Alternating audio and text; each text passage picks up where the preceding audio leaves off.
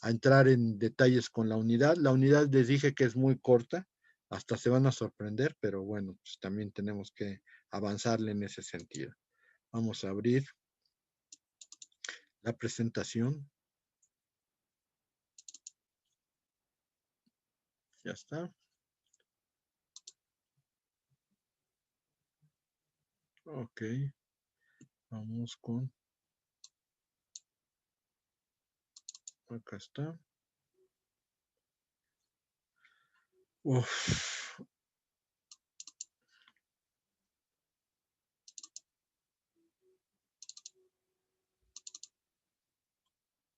Ok, unidad 6.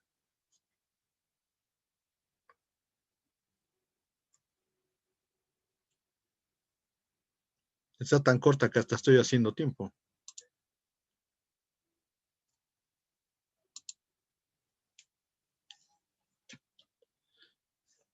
A Jacqueline ya le había dado entrada.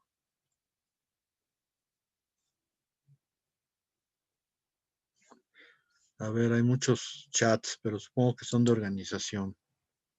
A ver, vamos a ver. En lo que abre el sistema.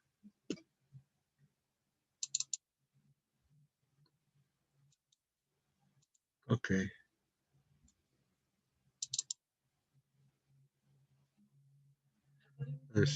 Ok. Ya. Lechuga. Ándele, Ayan. Lechuga. La lechuga tampoco es fruta. El aguacate sí. Esa sí es fruta. Pero, ok. Perfecto. ¿Qué pasó aquí? Ahí está. Oh. Es que no me aparecía la información, pero creo que nada más era una situación de aquí de la máquina. Ok. Vamos a compartir.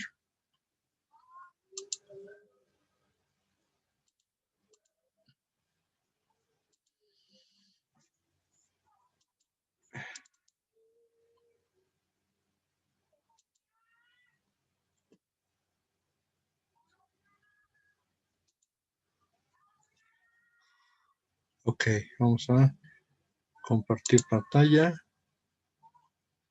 Vamos con esto. Compartir. Ya estamos aquí. ¿Dónde están ustedes? Ok, ya están acá. Ahora, ya los pasé al otro lado. ¿Ok? Bueno, estamos con los actos unilaterales de los estados. No quiere decir que estos sean los únicos actos unilaterales de los estados, pero normalmente estamos hablando de situaciones en las cuales los estados van a manifestar voluntades y esas voluntades van a tener efectos jurídicos. ¿Ok? Entonces, bajo estas condiciones, primero lo que tenemos que entender es la diferencia, a ver si ya aquí está, la diferencia entre los congresos y las conferencias. Los congresos, ya dijimos que son reuniones de jefes de Estado para llegar a un acuerdo. Un acuerdo que se puede plasmar en una declaración, se puede plasmar en un tratado, se puede plasmar en un protocolo, pero técnicamente bajo las circunstancias que ustedes digan y manden, son acuerdos. Y ya dijimos, como de acuerdo a lo que dice la Convención de Viena, no importa cómo se le denomine, siempre que vaya implicado un acuerdo entre sujetos de derecho internacional, será tratado. Y por lo tanto, los congresos van a emitir declaraciones muchas veces, pero que son tratados a final de cuentas. Y entonces ahí van los jefes de Estado. A veces, cuando un jefe de Estado no puede estar, puede ir el secretario de Relaciones Exteriores o ministro de Asuntos Exteriores o de Asuntos Extranjeros, el que se haga cargo de la política exterior del país. Y los jefes de Estado. Las conferencias son reuniones de funcionarios de menor nivel que van a llevar a cabo también, en este caso, tratados, acuerdos. Pero aquí son más propiamente tratados, es decir, ahí sí va a haber una negociación, va a haber un acuerdo y va a haber unas cláusulas que se tienen que respetar. Esa es la situación que se hace con los tratados. ¿Ok? Entonces ahí van funcionarios menores, que ahí tendríamos que decir que desde el secretario de Asuntos Exteriores hasta funcionarios del propio ministerio. Entonces, pues ahí van para negociar. Yo ya les había comentado cuando hablamos del derecho de los tratados, que las comisiones que van a negociar los tratados generalmente van encabezadas por un ministro o un funcionario de la Secretaría de Relaciones. Y así va a ser siempre. Entonces esos funcionarios son los que llevan a cabo las conferencias. ¿Ok? Salvo que me digan que está muy difícil, pues no, no está tanto. Pero esos son los casos en los cuales se llegan a acuerdos. Al final de cuentas, los actos unilaterales de los estados son 4: notificación, reconocimiento, protesta y renuncia. ¿Ok? La notificación es el acto unilateral por la cual un estado da a conocer un acto que va a tener consecuencias jurídicas. Aquí la notificación es que yo te doy a conocer algo que a final de cuentas va a cambiar nuestra relación bilateral o relación multilateral. Y aquí en la notificación, pues tenemos que entender que hay dos tipos, la voluntaria y la obligatoria. Un ejemplo de notificación obligatoria la tenemos en la declaración de guerra.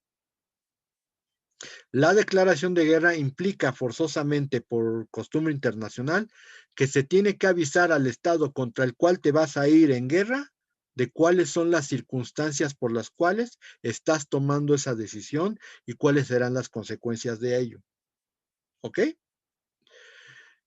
Pero, por ejemplo, la notificación voluntaria significaría que vas a notificar una decisión que has tomado y que va a tener una repercusión en la esfera jurídica de los demás estados.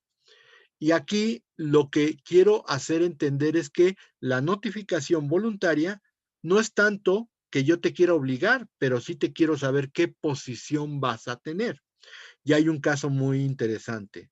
En 1945, el presidente de los Estados Unidos, Harry S. Truman, hace una proclama, se llama la Proclama Truman de 1945, en la cual el presidente de los Estados Unidos hace del conocimiento de sus vecinos son Canadá y México, que Estados Unidos ha tomado la decisión de aprovechar los recursos al lado de sus costas, o sea, todas las aguas territoriales y todas las aguas que estaban cercanas a su costa, en una franja de 9 millas marinas y las iba a utilizar para explotar los recursos económicos que se encontraran ahí, tanto en la superficie como en el subsuelo.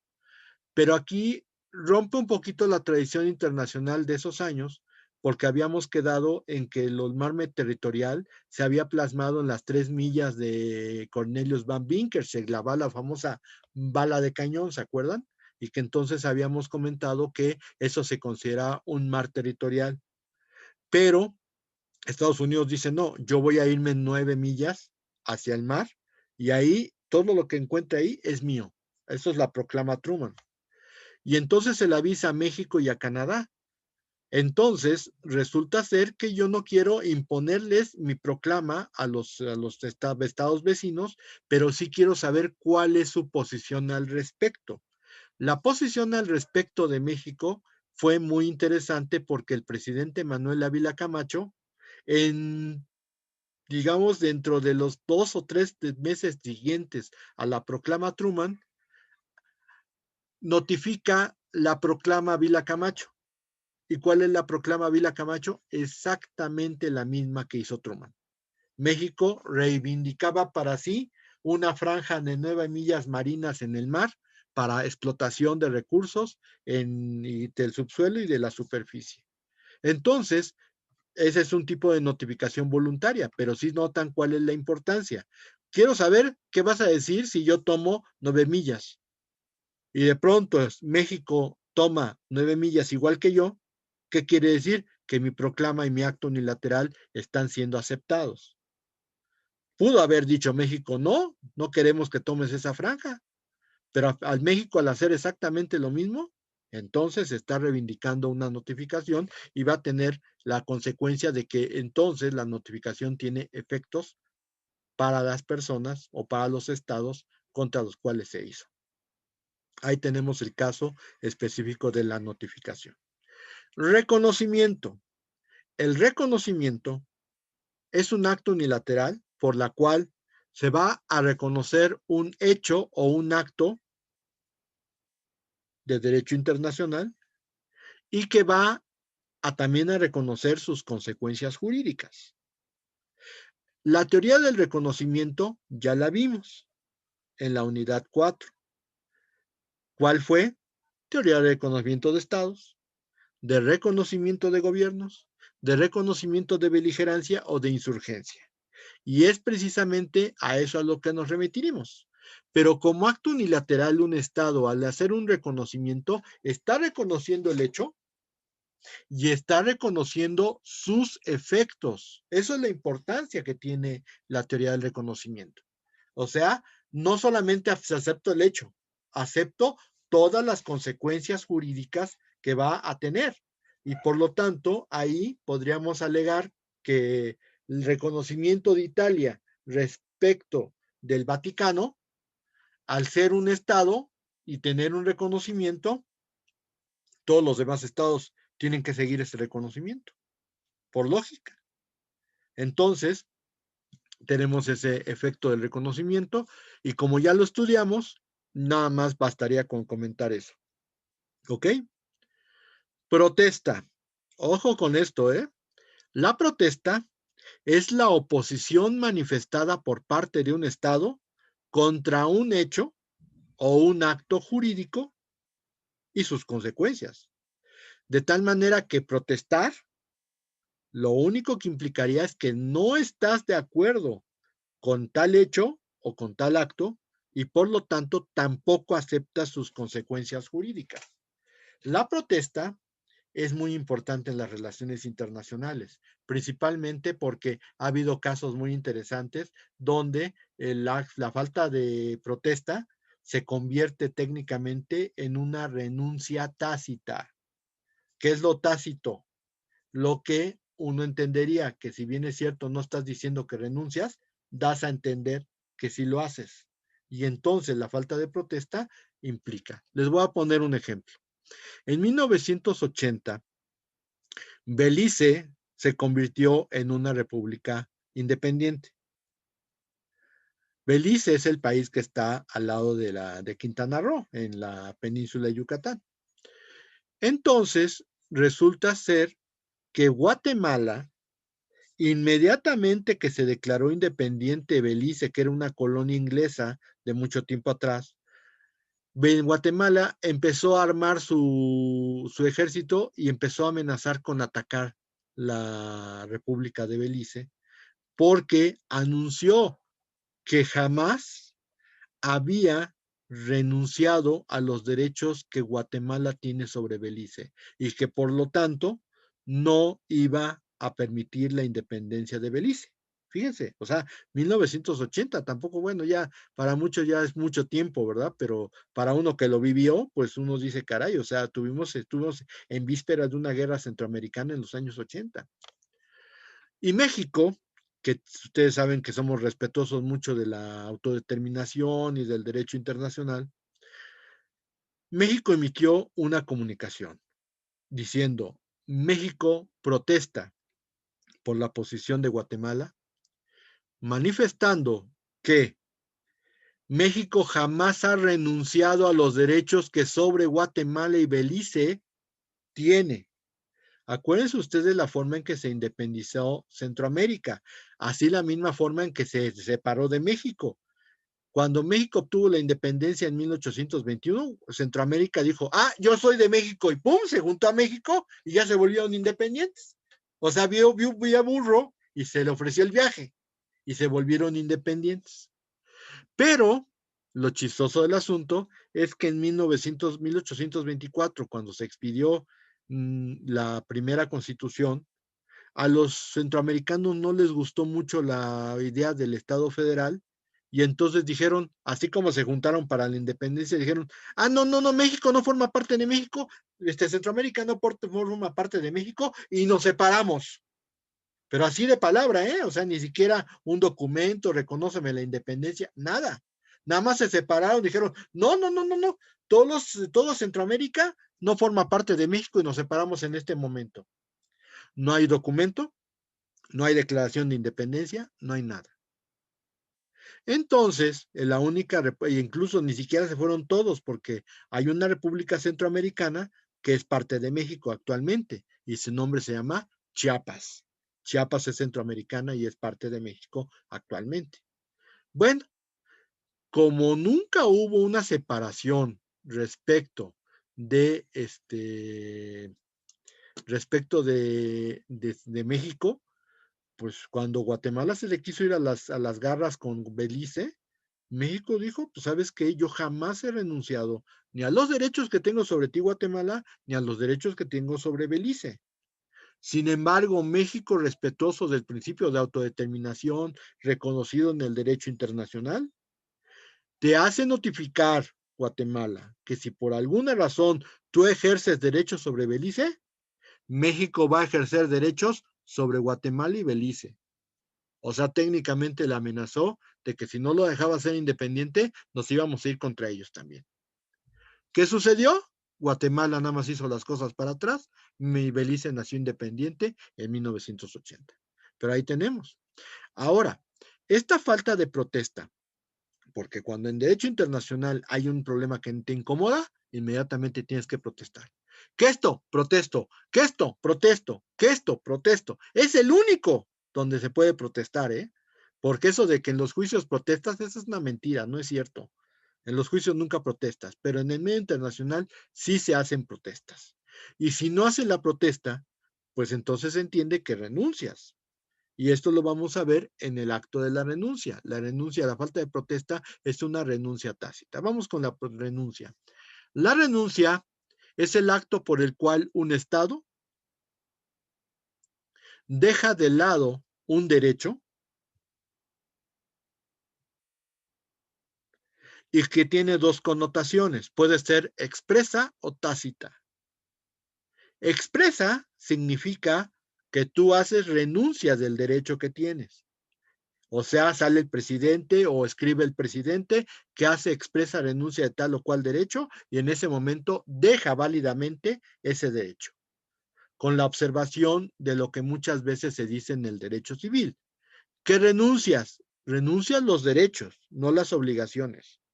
Entonces las obligaciones jamás podrán ser renunciadas, pero los derechos sí. Entonces, aquí la situación está en que la renuncia, para que puedas renunciar a un derecho, tiene que ser una renuncia expresa, que vuelvo a insistir, que la manifieste el presidente de manera fidedigna, o bien tácita. ¿Qué es lo tácito? La falta de protesta. No protestaste, te conformaste con la situación. Y como te conformaste con la situación, acuérdense ustedes siempre que en derecho internacional el que calla otorga. ¿Ok? Entonces, el ejemplo clásico de una renuncia, pues podría ser, no sé, renuncias a un derecho que te da un tratado o dejas de lado válidamente que te apoyen en alguna ayuda humanitaria o algo parecido. Pero tenemos un caso de una renuncia tácita por falta de protesta que es muy famosa, el famoso caso de las pesquerías noruegas. Contrario a lo que muchos piensan, los bacalaos no son un pescado noruego. Hay siempre en Navidad, ahorita que ya estamos muy cerca, ay, el bacalao noruego y que no sé qué. No es noruego, señores. El bacalao, los noruegos siempre lo han pescado en las zonas donde están las aguas territoriales del Reino Unido. Es bacalao inglés, no es noruego. Y resulta ser que los noruegos lo único que hacen es irlos a pescar a esa zona, los llevan a Noruega y los salan, y entonces ya por eso ya es noruego, pero realmente no. Sin embargo, esto de las pesquerías noruegas viene desde muchísimo tiempo atrás, desde los propios vikingos que llegaron a la zona de Reino Unido por la parte norte y se asentaron en varias regiones ahí. Obviamente los celtas y los anglos sacaron a los vikingos de la isla británica, y entonces lo que sucedió entonces fue que los noruegos, los vikingos, empezaron a pescar en las zonas inglesas. Primero pescando porque pues no había propiedad del mar. Posteriormente, después usaron algunos métodos que podrían ser tramposos, por decir algo, pero pues que sí los siguieron utilizando. El caso específico, usaron las banderas inglesas en sus barcos mientras pescaban. Entonces llegaban las armadas de los ingleses y veían la bandera de Reino Unido y los dejaban pasar, pero eran barcos noruegos que se llevaban todo el pescado porque ahí pescaban y se lo llevaban a Noruega. Posteriormente, cuando después de la primera Convención sobre Derechos del Mar en 1958, el Reino Unido hizo una demanda formal contra Noruega por todos los barcos que se metían en las aguas británicas a pescar bacalao, resulta ser que la Corte Internacional de Justicia empezó a decir, bueno, ¿y desde cuándo está esta pesca ilegal del bacalao? Y le dijeron los ingleses, no, pues desde tiempo de los vikingos, y nunca hicieron nada. Bueno, pues es que ahora sabemos que son nuestros pescados, pero pues nunca tuvimos ahí una situación de reclamación formal. ¿Qué creen? Pues declararon que era improcedente la queja de Reino Unido porque la falta de protesta sobre los barcos noruegos se entendía como una renuncia tácita. Y a partir de ese momento, esas pesquerías noruegas siguieron funcionando hasta el momento en que se celebró el convenio de Montego Bay, en donde ya se establecían que debía de haber zonas de pesca, y creo que llegaron a un arreglo Reino Unido y los noruegos en tener una zona de pesca bipartita. Pero ahí tenemos un caso de cuando una renuncia por una falta de protesta, pues se entiende una renuncia tácita y perdieron todo derecho a las pesquerías noruegas. Muy bien. Señores, esta es la unidad 6. ¿Preguntas? ¿Quién es Antonio Madariaga? Benjamín Antonio Madariaga. En mi vida lo había escuchado. Profe, ¿puede volver a explicar lo de las conferencias? Es que, según... Conferencias y congresos. En las conferencias van funcionarios de menor nivel, desde el ministro de Asuntos Exteriores hasta funcionarios del propio Ministerio de Asuntos Exteriores. En cambio, en los congresos solamente van jefes de Estado. Bueno, cuando no puede ir el jefe de Estado, a veces van los secretarios de Relaciones Exteriores, pero tiene que ser el ministro de Asuntos Exteriores. No puede ir, por ejemplo, el subsecretario, tiene que ir el ministro de Asuntos Exteriores. En este caso, el secretario de Relaciones Exteriores. ¿Ok? Nos quedan 10 minutos, señores. ¿Quién más? ¿Qué más? Profe, yo Dígame. le puedo contestar quién es Madariaga. Lo que pasa es que Valeria Martínez Alcántara entra desde una tablet que le prestan, pero la persona que se la presta se llama Benjamín Madariaga, okay. Nada más que bueno. no, yo creo que no le cambió el nombre, lo siento. Ok. Dice aquí Pimentel, ¿puede explicar la notificación? La notificación es dar a conocer un acto que va a tener consecuencias jurídicas. Puede ser voluntaria o puede ser obligatoria. Obligatoria sería, por ejemplo, la declaración de guerra. La voluntaria es cuando usted considera que es un acto que pueda ser, que pueda tener alguna repercusión, pero nadie le obliga a notificarlo de esa forma. Lo que usted hace es notificarlo porque quiere ver cuál es la actitud de sus vecinos o de las personas o de los estados más bien a los cuales va usted a notificar. Esa es la idea de la notificación. No sé qué problema puede tener con eso o si ya le quedó clara la explicación. Yáñez, por favor. Ok, bueno, ¿alguna otra? Bueno, como ya Profesor, yo tengo una. A ver, es respecto a la renuncia. Usted mencionó que cuando se renuncia a los derechos y no a las obligaciones. Se deja o se abandona voluntariamente. No, porque la renuncia, no vayan a poner eso en el cuestionario, pues las voy a poner mal. La renuncia es el abandono voluntario de un derecho que te da no sé, un tratado, un acuerdo, lo que sea, pero es el abandono voluntario de un derecho. Renuncias cuando abandonas voluntariamente un derecho. La renuncia solamente son sobre derechos, no sobre obligaciones, de tal modo que no podría, por ejemplo, en materia civil, por darle un ejemplo, no quiere decir que sea aplicable esto en materia internacional, usted puede renunciar a la patria potestad, es un derecho que tiene usted. Puede usted renunciar, no sé, a llevarse a sus hijos de vacaciones, que es un derecho que tiene usted. Pero, por ejemplo, no puede usted renunciar a la pensión alimenticia, porque esa es una obligación. Aunque usted no la quisiera cumplir, no puede renunciar a ella. Tiene que cumplirla porque así es. Entonces, la renuncia significa abandono voluntario de un derecho. Ahora, el abandono voluntario puede ser de dos tipos: expreso o tácito. ¿Qué es expreso? Cuando usted dice, yo renuncio a este derecho, ahí ya lo puso por escrito o lo manifestó de una forma fidedigna, lo hizo ante varias personas, técnicamente usted está renunciando a ese derecho y entonces los demás ya saben que usted está renunciando a ese derecho. Eso es una renuncia expresa. Tácita es cuando usted no hace una renuncia expresa, pero hace ciertas conductas que se entienden como si fuera una renuncia. En el caso que yo les comentaba, no es otra cosa más que la falta de protesta. Si usted le están diciendo algo que va a afectar su derecho, protesto.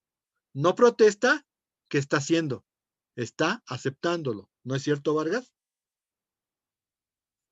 Entonces, precisamente por eso, la falta de protesta se puede entender como una renuncia tácita. Pero mi pregunta va encaminada a lo práctico, porque corríjame si estoy mal, pero normalmente cuando se renuncia a algún tratado y demás, se busca el incumplir ciertas obligaciones que ya no benefician a mi estado. Es que hay que ver dos situaciones. Una es renuncia con R y otra es denuncia. La denuncia es porque hay un cambio de circunstancia tan radical que ya no puedo cumplir con ese tratado. Pero lo mismo que yo les comentaba, muchos han considerado que la denuncia es prácticamente abandono del tratado, que eso es lo que usted me está comentando. Pero yo siempre les he comentado que no es así. Yo denuncio para ver cuál es tu posición, qué es lo que me vas a decir. Y obviamente tú tienes la oportunidad de decir, protesto tu denuncia porque no está de acuerdo con esto, con esto, con esto, con esto. Pero la realidad en el medio internacional es que si tú no protestas, si yo denuncio y no me dices nada, si tienes algún derecho con eso, ¿qué está pasando ahí? Como ya lo comenté ahorita, lo estás renunciando, estás abandonándolo, porque no me estás protestando. Y yo, como les comenté, en derecho internacional siempre se tiene que protestar porque nunca sabes si a lo mejor en la manifestación de un Estado, pues se verá si hay un derecho que tú estás dejando ir.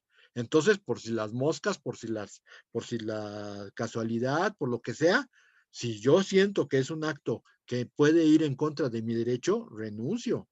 Protesto, más bien, protesto porque no puede ser. Pero insisto, y como lo platiqué en el derecho de los tratados, tú haces la denuncia. ¿Qué pasa con los estados? Tienes dos posiciones. Una, que te diga, no, protesto que te salgas, no te debes de salir. Pero si tú ya no tienes voluntad de cumplirlo, tenemos una situación práctica. ¿Cuál es? ¿Cómo me haces para cumplirlo? ¿Tienes un medio internacional que sea lo suficientemente eficiente como para no hacerlo? O sea, vamos, ¿cómo le hace Honduras a Estados Unidos de decirme, es que tu tratado de libre comercio lo denuncio? ¿Cómo le hace Honduras para decir, no lo puedes denunciar, me estás dando en la torre? Si ahorita denunciara Estados Unidos el TEMEC, ¿cómo le hace México para decirle, oye, ¿sabes qué? No, me estás dando en la torre, toda mi industria se está yendo a la basura? A lo mejor puedo protestar, pero el problema será en que si ellas ya no quieren ser parte del tratado, ¿cuál sería la parte inteligente que usted tendría que oponer? ¿Cómo se le ocurre solucionar un caso así? Varga. Pues llegar a acuerdos mutuos. A volver a negociar y mejor, a lo mejor terminamos con otro nuevo acuerdo, pero el chiste es que por lo menos eso es lo que uno esperaría que con las denuncias se manejaran. Pero aquí la renuncia es el abandono. Si tú no protestas, pues técnicamente estás abandonando sin importar si tienes derechos. Las obligaciones no se renuncian, eso en ningún derecho va a ocurrir. Pero acá el cambio de circunstancias, pues puede ser posible que a lo mejor haga que usted retome la negociación del acuerdo y entonces, pues a lo mejor puede solucionar el caso. Pero si el otro está decidido a abandonar, yo les lo comentaba en el sentido de que pues es como un matrimonio. Cuando uno dice, yo ya no quiero estar contigo, ¿cómo lo obliga? Al contrario, mejor vete, ándale. A lo mejor me consigo uno mejor o otro peor, quién sabe. Pero a lo mejor estamos hablando de una situación que debe de ser de común acuerdo. Si no hay común acuerdo, ¿cómo lo logras? Esa es la situación. Así mero. Me quedan 2 minutos 18. Les tengo que dejar trabajo de la siguiente unidad porque ya vamos a empezar con organismos internos de relaciones exteriores. Entonces, con el equipo que venga, el equipo que le estaré el próximo lunes, van a tener que hacer un trabajo sobre, fíjate, tome nota, es una lista de secretarios de Relaciones Exteriores de México desde su independencia hasta la actualidad, hasta Andrés Manuelito, Marcelito Ebrard, que anda por ahí. Bueno, una lista de todos los secretarios de Relaciones Exteriores. 2, el organigrama de la Secretaría de Relaciones Exteriores. Todo eso debe de encontrarlo en Internet, debe de haber información en Internet. Y por último, este es muy importante. ¿Qué dependencia de la Secretaría de Relaciones Exteriores es la que supervisa, controla, administra e incluso participa en la negociación de tratados? Si me dicen Dirección General de Asuntos Jurídicos, no es esa. Esa maneja otras cosas. Entonces debe de ser otra dependencia. Si me dicen Archivo Histórico Diplomático, ellos tienen a cargo el Archivo Histórico Diplomático, pero no es el Archivo Histórico Diplomático. Entonces hay que investigar qué dependencia de la Secretaría de Relaciones Exteriores es la que maneja control, celebración, negociación, recibe las convocatorias de los tratados. ¿Ok? Pero esa es una situación especial. Insisto, no es Dirección General de Asuntos Jurídicos, no es Archivo Histórico Diplomático. Es otra dependencia. ¿Ok? Bueno, eso es para el lunes, que el lunes vamos a tener equipos nuevos. Aquí va a ser muy breve la participación de sus equipos. Y no creo que podamos hacer glosario porque son muy pocas palabras. Así que por lo menos no va a haber glosario 6. Son muy pocas las palabras que utilizamos. Entonces no va a haber glosario. Nada más va a haber actividad y cuestionario. Es lo único. Y te vuelvo a insistir, sería para el lunes y para el miércoles de la semana que entra. Bueno, señores, ya estoy a punto de que ya, es más, ya me están diciendo que ya me van a cortar. Entonces,